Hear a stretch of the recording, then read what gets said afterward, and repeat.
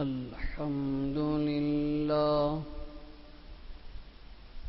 الحمد لله نحمده ونستعينه ونستغفره ونؤمن به ونتوكل عليه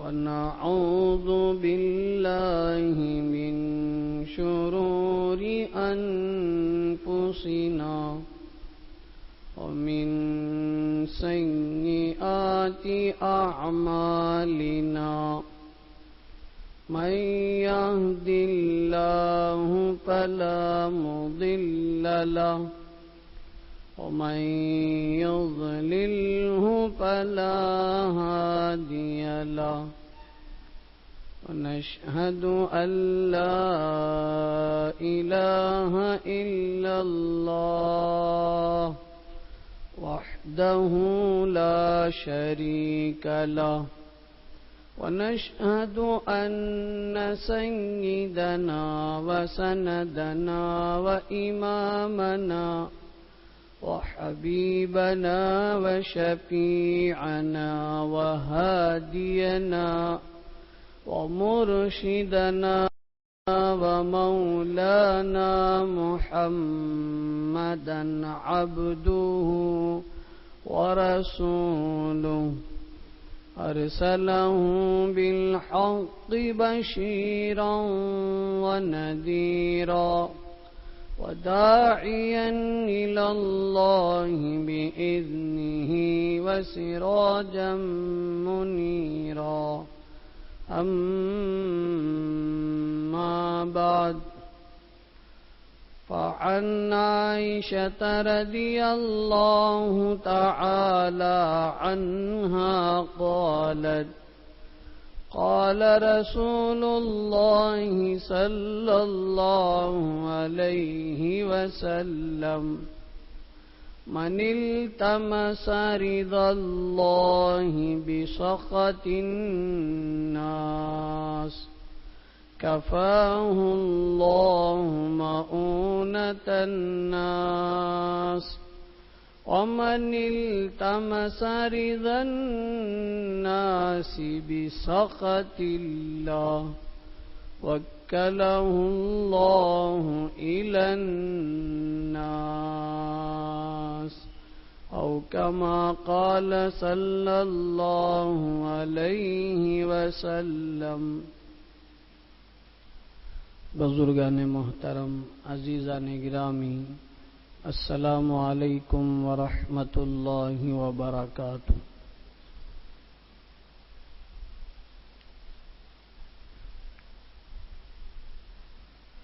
امت مسلمہ کا یہ حال ہے.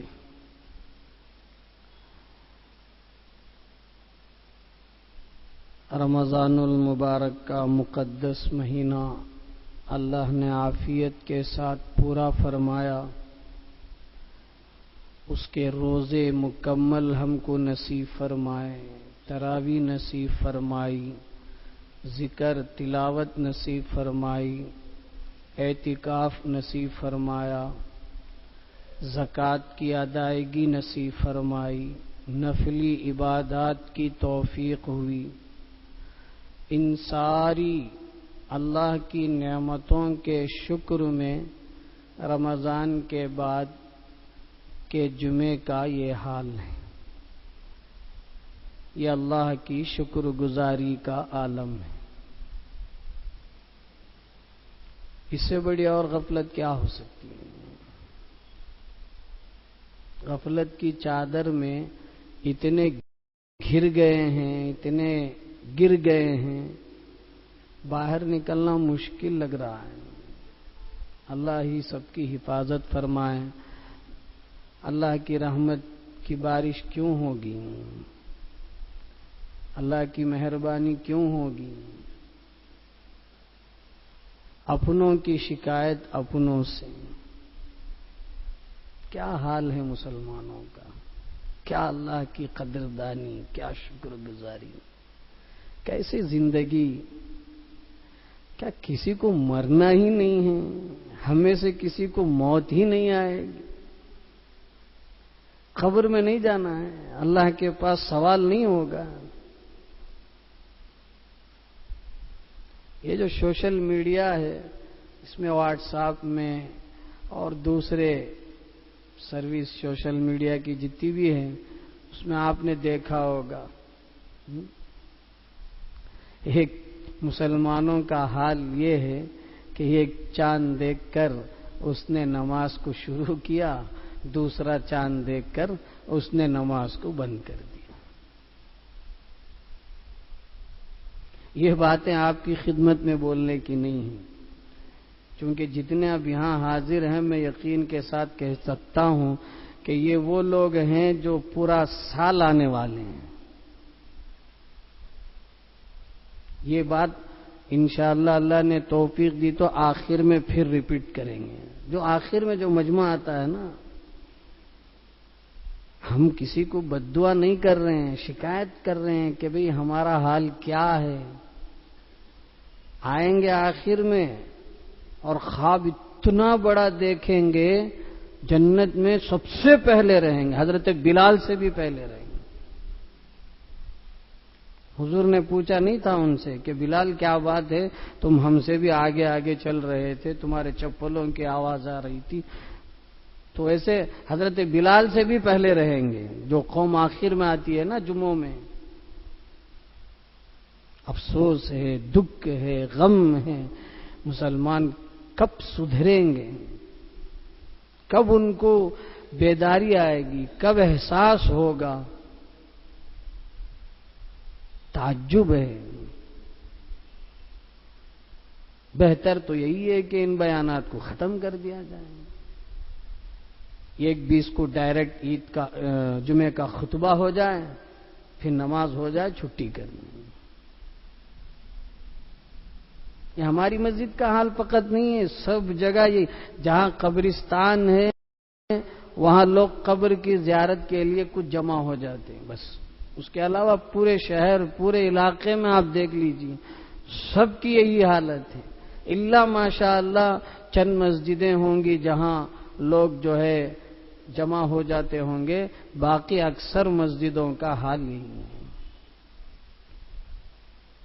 وہ جو اونٹ کی قربانی کا ثواب، جی جانور کی قربانی کا ثواب، جی مرغی کی، جی اس کے برابر انڈے کے برابر کا ثواب آپ ہی لوگوں کے حق میں ہے، اس کے مستحق آپ ہی لوگ ہیں۔ اذان کے ساتھ جو جتنی جلدی آتا ہے اس کے مستحق، ان ثوابوں کے مستحق کون ہے؟ یہ جو آخر میں جو آتا ہے امام خطبے سے اترتے وقت نماز کی تکبیر شروع ہونے سے پہلے، وہ مستحق۔ ڈوب مرنے کی بات ہے۔ ارے پیسہ پیسہ پیسہ پیسہ، دنیا دنیا دنیا، یہ حرص قبر میں جا کر بھی ختم نہیں ہوگی۔ اللہ کے نبی نے فرمایا آدم کا پیٹ قبر کی مٹی کے علاوہ کوئی اور چیز نہیں بھر سکتی۔ حضور نے مثال دے کے فرمایا ایک آدمی ہے، اس کو اگر یہ سونے کا پہاڑ اس کے پاس ہو اور ایک وہ جو ہے خیال کرے گا، تمنا کرے گا، خواہش کرے گا، مرنے تک یہ کب تک کمائیں گے، کتنا کھائیں گے، کتنا جمع کریں گے۔ ہم لوگ جمعوں کی قدر نہیں کر، ارے کم از کم رمضان کا مہینہ گزر کر کتنے دن ہو گئے ہیں، تعجب ہے۔ وہی اذان ہے، وہی مسجد ہے، وہی ممبر و محراب ہے، اتنا سنسان کر دیا، ویران کر دیا۔ کہاں سے قوم ترقی کرے گی؟ کہاں سے قوم ہر میدان میں آگے بڑھے گی؟ اللہ کی رحمت کیسے آئے گی؟ بات کڑوی ہے لیکن حقیقت ہے۔ تعجب ہے، تعجب ہے۔ پتہ نہیں خدا خود اتر کر آ کر کہے یا حضرت جبریل آ کر کہے تب سمجھیں گے. اب نہ خدا خود اتر کر آئے گا، نہ جبریل آئیں گے، اسرائیل آئیں گے، کھینچ کر لے جائیں گے. تب پتا چلے گا کہ کیا حال بنے گی، کیا گت بنے گی. اب فرشتوں میں کوئی اور نہیں آنے والا ہے، آئے گا تو اسرائیل آئیں گے، اور وہ کوئی بریانی پلاؤ بنا کر نہیں کھلائیں گے. کھینچ کر جسم سے روح جب نکالیں گے تب پتا چلے گا کہ کیا ہے دنیا کی حقیقت. تعجب ہے، افسوس ہے، دکھ ہے. ابھی قوم کب سدھرے گی، کب اللہ کا ڈر آئے گا، کب آخرت کی فکر پیدا ہوگی.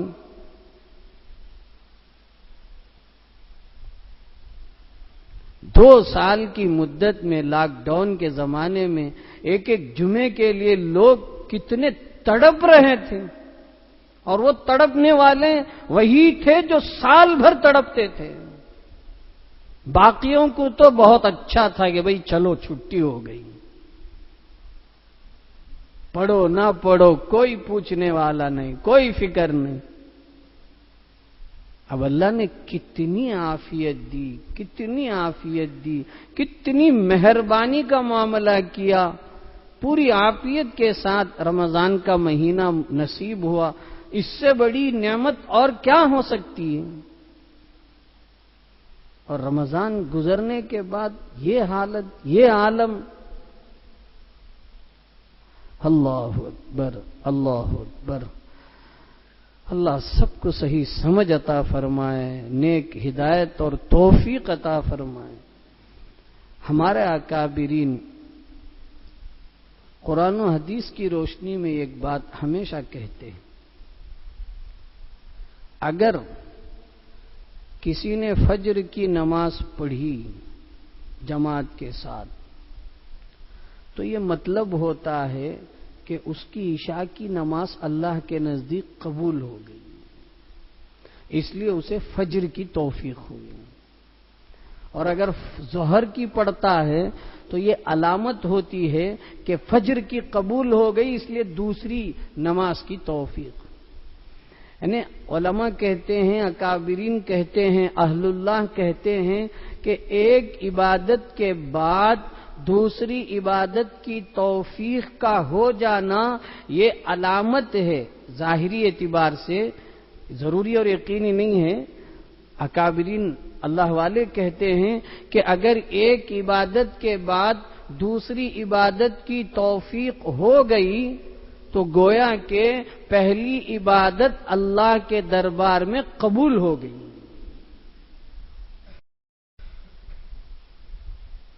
اب ہم یہ نہیں کہتے کہ بھئی آپ کی فلاں قبول ہوئی، فلاں قبول نہیں ہوئی، فلاں قبول ہوئی، فلاں کی قبول نہیں ہوئی. ہم نہیں کہتے.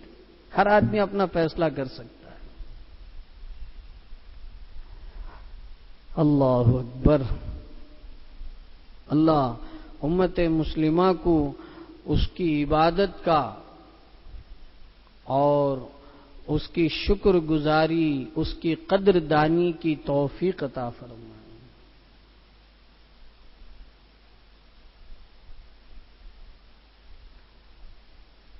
ہاں، ایک کام ایسا ہے کچھ بھی ہو جائے اس کو تو ہمیشہ ہم کریں گے. وہ کام کیا ہے؟ رسم و رواج کو کبھی بھی کسی بھی وقت بھی ہم نہیں چھوڑیں گے. خاص طور پر نکاح، شادی بیاہ کے جو رسم و رواج ہیں، کتنا ہی لاک ڈاؤن ہو جائے، کتنا ہی خدا کا قہر اتر جائے، جی زماں ٹلت زمیں ٹلت گل محمد نہ ٹلت. زمانہ ادھر سے ادھر ہو جائیں، ہمارا رسم و رواج ایک بھی ادھر سے ادھر نہیں ہوگا.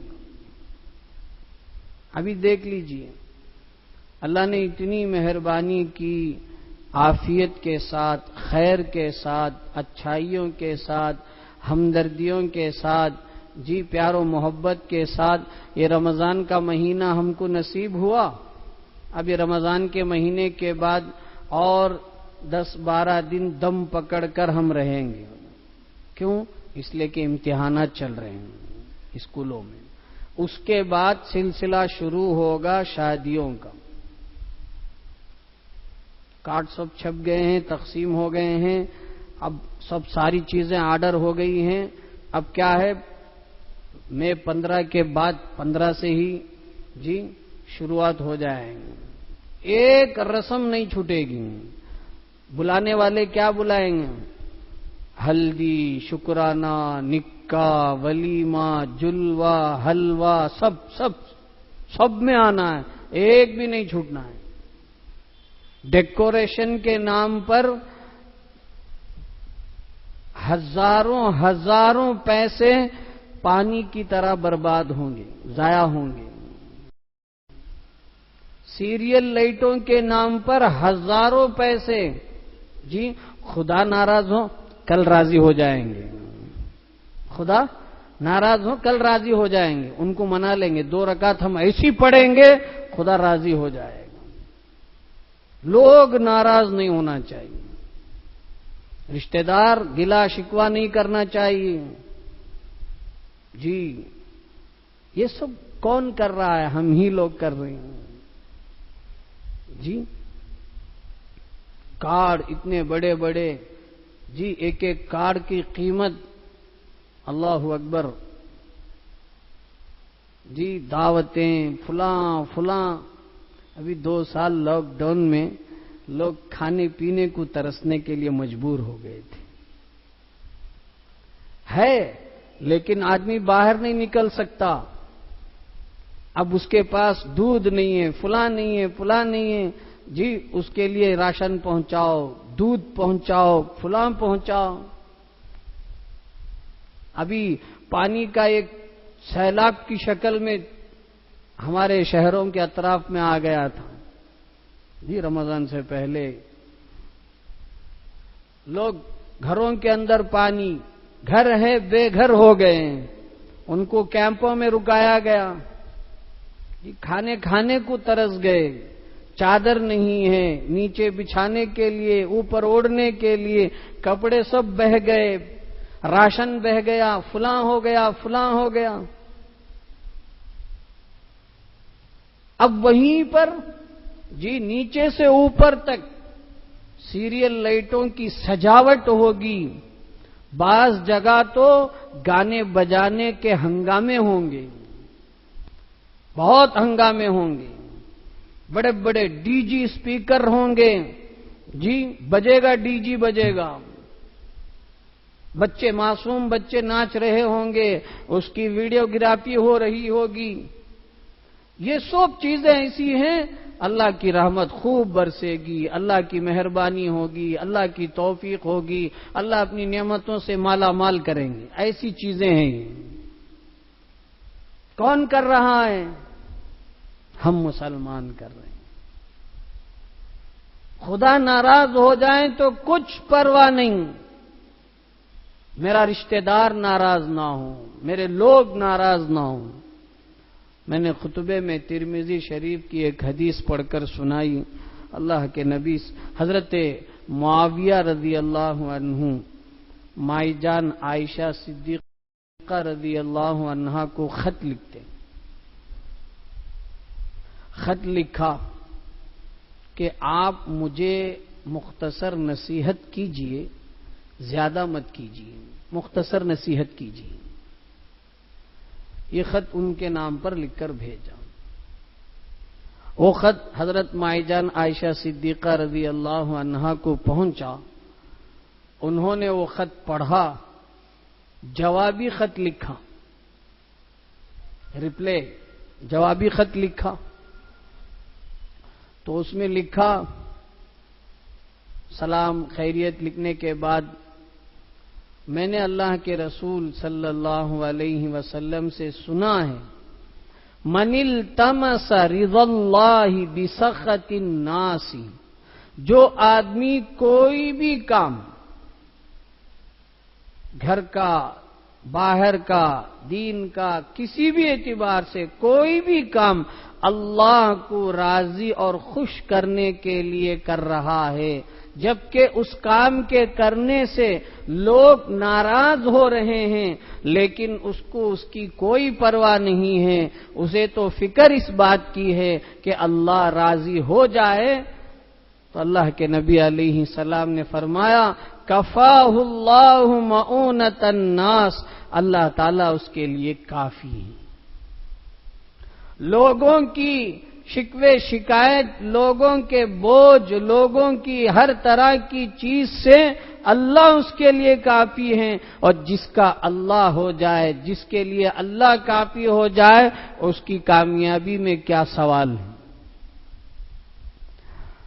اور آگے لکھا وَمَنِ الْتَمَسَ رِضَى النَّاسِ بِسَخَطِ اللَّهِ، اور جو آدمی لوگوں کو خوش کرنے کے لیے، اپنے رشتہ داروں کو، پڑوسیوں کو، ایرے غیروں کو، سب کو خوش کرنے کے لیے کوئی کام کر رہا ہے، حالانکہ اس کام کی وجہ سے اللہ ناراض ہو رہے ہیں، بسخط اللہ، اللہ ناراض ہیں، ناخوش ہیں، اس کے باوجود وہ آدمی لوگوں کو خوش کرنے کے لیے کوئی کام کر رہا ہے، تو اللہ کے نبی صلی اللہ تعالی علیہ وسلم نے فرمایا وکلہ اللہ الی الناس، کہ اللہ اس آدمی کو لوگوں کے حوالے کر دیتے ہیں۔ اب لوگوں کے حوالے ہو جائے گا تو اس کو کامیابی کہاں ملے گی؟ لوگ چند دن اس کی واہ واہ کریں گے، اس کے بعد تو غائب، شکایت کرنے والے شکایت کریں گے، اس کے بعد غائب، اب یہ اکیلا تنہا ایکتا رہ جائے گا، کوئی اس کا پرسان حال نہیں ہوگا۔ آج ہمارے جتنے کام ہیں، خاص طور پر یہ شادی بیاہ کے موقع پر جو جتنے کام ہو رہے ہیں، یہ سب لوگوں کو دکھانے کے لیے۔ میں اور آپ اپنے دل سے سوال کریں، ہماری بچی، ہماری بہن، ہمارے رشتہ دار کی بچی کا نکاح ہو رہا ہے، شادی ہو رہی ہے، ہم اس کو جہیز کے نام پر کچھ چیزیں دے رہے ہیں، ذرا ہم ٹھنڈے دماغ سے سوچیں، اپنے دل سے سوال کریں، ساری چیزوں کو، اس کے پہننے کی چیزوں سے لے کر چوڑی بنگڑی، جتنی چیز سب کو ایک ساتھ رکھ کر، اس کے سارے جہیز کے سامان کو رکھ کر، اس کی ویڈیوگرافی کر کے اور سب کو بلا کر دکھانے میں کیا فائدہ ہے؟ آپ اپنی بچی کو دے رہے ہیں، یہ کس کو دکھا رہے ہیں؟ اسے دکھاوا نہیں کہا جائے گا تو اس کے لیے کوئی اور لفظ متبادل پیش کر دیجئے مجھے۔ یہ دکھاوا نہیں حضرت، یہ دکھاوا نہیں ہے، یہ ریاکاری نہیں ہے، یہ شہرت نہیں ہے حضرت، تمہیں غلط سمجھ گئے ہیں، یہ کیا ہے؟ اس کے لیے دوسرا لفظ بولیے، بتائیے مجھے، اب نہیں، میں جب تک زندہ رہوں گا تب تک مجھے بتائیے، بتانے والے بتائیے کیا لفظ اس کے لیے آپ کہیں گے؟ اپنی بچی کو برتنے کی چیزیں دے رہے ہیں، اس کی چیزیں، تصویریں ہو رہی ہیں، ویڈیوگرافی، اس کو کیا کہیں گے؟ دکھاوا، دکھانے کے لیے، آؤ دیکھو، یہ دکھاوا، یہ کیا ہے؟ کوئی اور لفظ بتائیے۔ جہیز جائز ہے ناجائز ہے وہ الگ مسئلہ ہے، یہ کیا ہے؟ میں نے ایک چیز آپ کو مثال کے طور پر بتائی ہے، ایسی کتنی چیزیں ہیں۔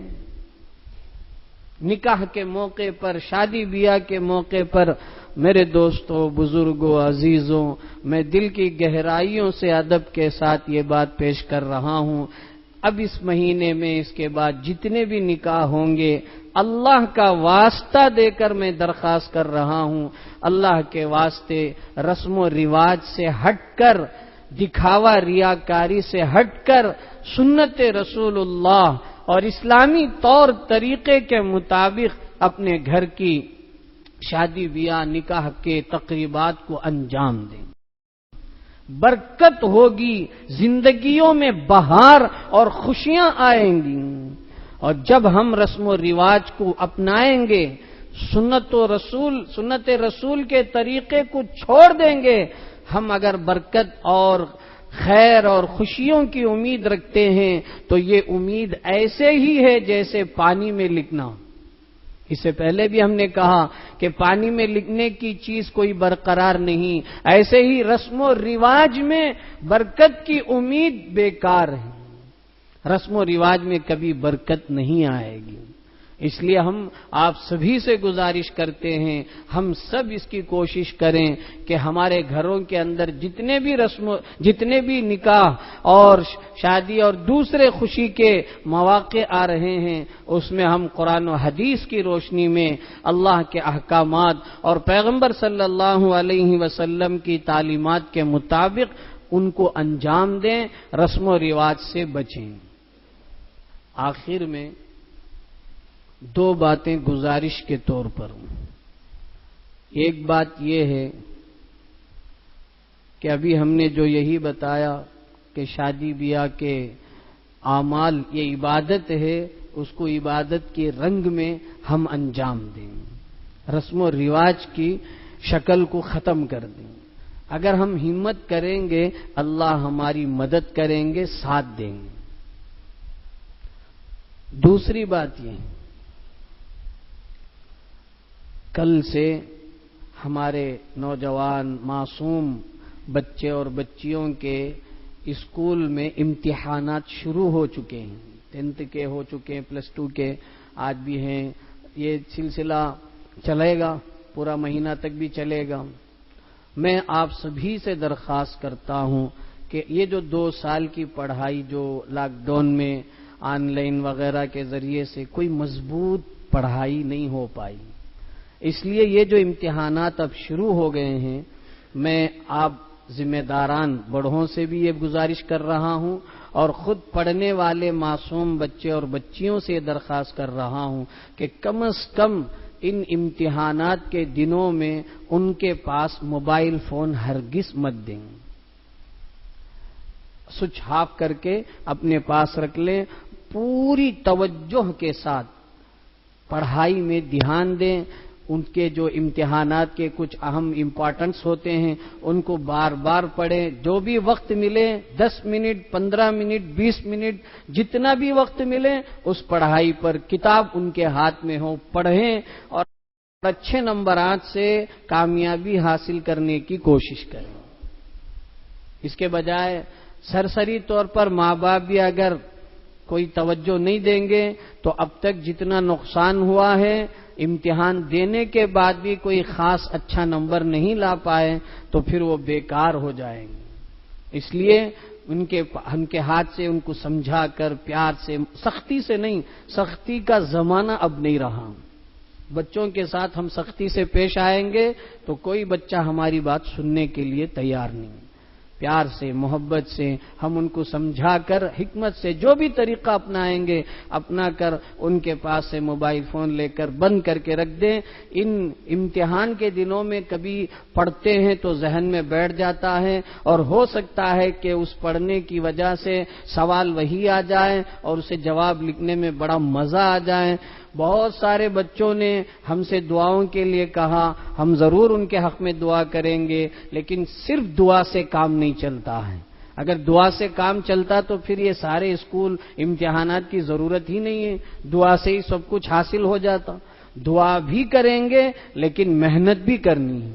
اس لیے ہمارے معصوم بچے ضرور خود بھی پڑھیں، اور یہ موبائل فون خاص طور پر چونکہ اس میں وقت بہت زیادہ ضائع ہوتا ہے، اس لیے اس موبائل فون کو کم از کم ان امتحان کے دنوں میں اس کو لے کر اپنے پاس سوئچ آف کر کے رکھ دیں۔ امید کرتا ہوں کہ اس بات پر ہم سب کوشش کریں گے اور عمل کریں گے۔ تیسری آخری بات، میں نے بیان کے شروع میں یہ کہا تھا کہ آخر میں اگر وقت ملے گا تو ریپیٹ کروں گا، وقت تو ہو چکا ہے۔ آخر میں آنے والوں سے ہماری درخواست ہے کہ ہم آئندہ جمعے سے یہ ارادہ کریں کہ آخر کے بجائے شروع میں آئیں گے، پہلے آئیں گے۔ کب تک آخر میں آ کر اپنی زندگیوں میں نام اعمال میں کم نیکیاں جمع کریں گے؟ ہر جگہ ہم پیچھے، دنیاوی اعتبار سے بھی پیچھے اور دین کے اعتبار سے بھی پیچھے۔ آخر میں آنے کا سلسلہ ختم ہو جانا چاہیے۔ اور رمضان کا مقدس مہینہ گزرا ہے، اس کی قدردانی یہ ہے، یہ رمضان کا مہینہ تو تقوی پیدا کرنے کے لیے آیا ہے، اور آدمی کے اندر تقوی ہو جانے کے بعد نمازوں کا اہتمام اور زیادہ ہونا چاہیے، لیکن یہاں تو الٹا مسئلہ چل رہا ہے۔ پوری مسجدیں ویران، وہی اذان ہے لیکن مسجدیں ویران پڑی ہیں، نہ فجر میں لوگ ہیں نہ باقی نمازوں میں۔ یہ تو بڑی غفلت کی بات ہے۔ کب ہم اپنے اندر تبدیلی لائیں گے؟ کب چینج اپ لائیں گے؟ حالات کیسے بدلتے جا رہے ہیں، اللہ کی طرف سے پکڑ آ جائے گی تو کوئی ہم میں سے بچ نہیں پائے گا۔ اس لیے میرے دوستو بزرگوں، جمعوں میں وقت پر آنے کی کوشش کریں۔ ایک صاحب ہمیشہ بولتے ہیں امام صاحب کو یہ بیان کرنا چاہیے، یہ بیان کرنا چاہیے۔ میں نے ان سے پوچھا آپ کہاں ذرا لیٹ ہو جاتا ہے؟ اللہ کے بندے، تم پہلے امام صاحب کے جمعے کے بیان میں شریک ہو تب پتہ چلے گا امام صاحب کیا کہے ہیں۔ تم آتے ہی نہیں اور امام کی شکایت کرو۔ میں میرے دوستو بزرگوں، آپ کی خدمت میں یہ بات کہہ کر میں اپنی بات ختم کرتا ہوں۔ جتنے بڑے ہیں اب ان کو مدرسے میں جا کر پڑھنے کا وہ موقع نہیں ہے۔ اب میں آپ کو کہوں 100 مدرسے میں داخلہ لے لوں، کیا آپ آ سکتے ہیں؟ ہاسٹل کے ساتھ آ کر پڑھ سکتے ہیں؟ تعلیم بالغان اس میں بھی پورے نہیں آتے، نہیں آئیں گے۔ دین کی باتیں کب سنیں گے؟ کب ہم دین سمجھیں گے؟ دین سنے سمجھے تبھی تو عمل کرنے ہوگا۔ رہ گیا صرف ایک جمعے کا دن، یہ جمعے کا بیان۔ اس جمعے کے بیان میں قرآن کی باتیں، حدیث کی باتیں آپ کی خدمت میں پیش کرتے ہیں۔ اس 20 منٹ 25 منٹ آدھے گھنٹے کا بیان بھی اگر ہم نہیں سنیں گے تو کب ہم دین کی بات، دین سمجھیں گے؟ یا تو ہم کو پہلے سے دین ٹوٹلی معلوم ہے اس لیے ہمیں جمعے کی بیان کی ضرورت نہیں ہے، یا معلوم نہیں ہے تو کب معلوم کریں گے؟ کب سمجھیں گے؟ کب آئیں گے؟